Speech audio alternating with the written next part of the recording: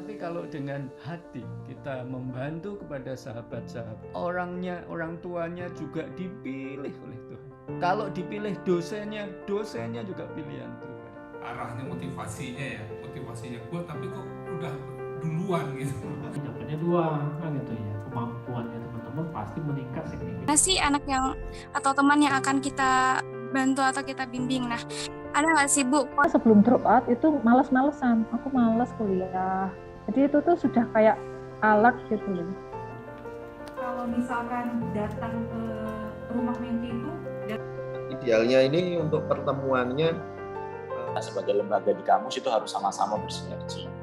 Nah, kalau orang tua mungkin sudah mengupayakan semaksimal mungkin, ya, buktinya orang tua sudah mengupayakan supaya anaknya bisa diterima sampai ke jenjang pendidikan tinggi, itu kan suatu hal yang... Kita memasuki acara penyampaian materi, saya juga ucapkan terima kasih kepada Bapak Ibu Wali dari teman-teman mahasiswa berkebutuhan khusus yang tidak dapat saya sebutkan satu persatu.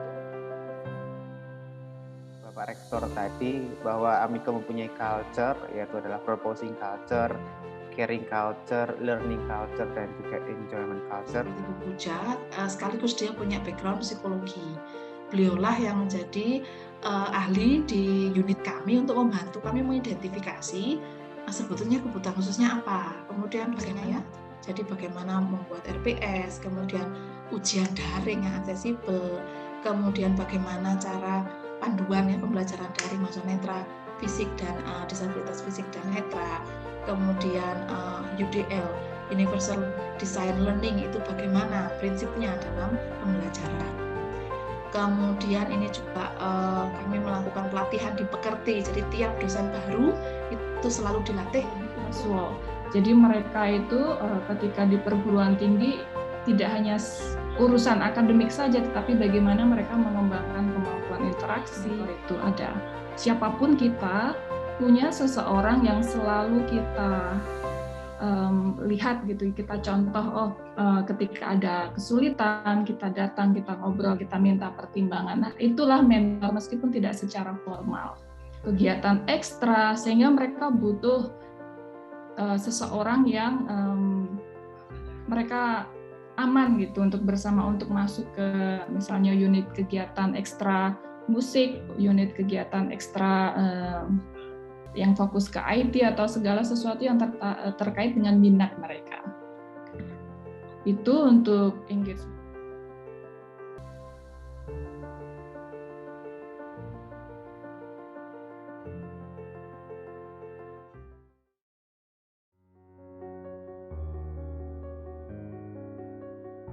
MBK di Universitas Amikom Yogyakarta, mungkin dari awal Ibu ceritakan ringkas saja bahwa Amikom ini pada sebelum pandemi anak-anak itu kan pendaftar itu datang ke Amikom langsung, tidak online, sebagian ada yang online.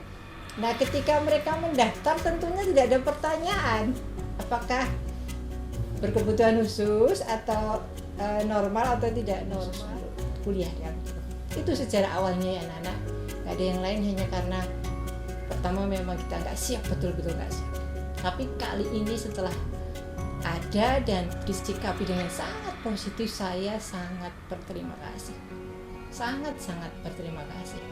Nah, oleh karena saya tuh merasa bahwa kelompok yang disabilitas, yang difabel, bahkan berkebutuhan itu masih suka dipandang sebelah mata begitu Bu.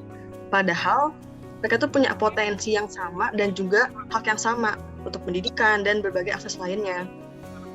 Karena kita nggak tahu yang lebih baik itu pilihan orang tua atau pilihan anak. Dari situ kalian bisa berikan opsi-opsi tadi itu yang pro dan kontra. Kalian nggak akan memilihkan salah satu di antara, tapi kalian bisa sampaikan ke orang tua. Bu, Mbak Dita ini sukanya ini. Harapannya dia kalau ikut mata kuliah nanti dapatnya ini. Jadi gini, mentor itu juga butuh wadah untuk saling ngecas satu sama lain. Dan saya sangat senang mendengar kalau di Amikom itu sudah ada Neuro-Linguistic Programming. Ini dulu sudah pernah dikumpulkan, nanti tinggal kita datanya ke Pak Biot atau Pak Amri. Dan memang kalian akan bekerja sama dengan orang tua sebagai tim. Intinya untuk bersama-sama memberikan dukungan kepada menti. Dan di situ kalian bisa nyatakan kegiatan mentoring kalian itu mau seperti apa, sehingga nanti orang tua itu bisa menjadi support system kalian, memastikan bahwa aktivitas mentoring kalian berjalan lancar.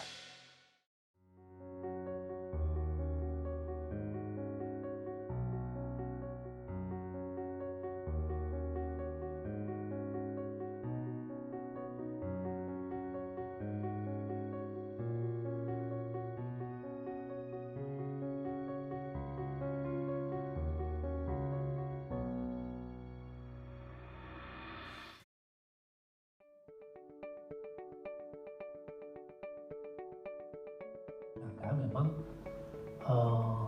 Mbak Nisa itu ya, Mbak Nisa harus tahu. Misalnya Mbak Nisa lagi meeting beliau, ketemu ngobrol tentang skripsi. Misalnya ada yang di meeting atau meetingnya mau skripsi juga bareng. Nah nanti misalnya sudah diskusi sama dia tuh, minggu depan kita ketemu lagi ya, itu udah ngobrol, gitu ya, udah ngobrol. Nah minggu depan tuh mau ngapain? Minggu depan tuh yang memang mau lakukan evaluasi yang apa yang sudah kita kerjakan bareng, gitu ya. Jadi Bu Afi kan sering WA-nya saya, ya pokoknya setiap hari WA. Ya, gitu ya. Nah, kalau saya dosen yang biasa-biasa saja gitu maksudnya gitu ya. Apapun ya santai-santai kalau saya mah gitu ya. Nah, karena memang Mbak Nisa ini ya, Mbak Nisa harus tahu. Misalnya Mbak Nisa lagi meeting beliau, ketemu ngobrol tentang skripsi. Misalnya ada yang di meeting atau meetingnya mau skripsi juga bareng. Nah nanti misalnya sudah diskusi sama dia tuh, minggu depan kita ketemu lagi ya, itu udah ngobrol, gitu ya, udah ngobrol. Nah minggu depan tuh mau ngapain? Minggu depan tuh yang memang mau lakukan evaluasi yang apa yang sudah kita kerjakan bareng.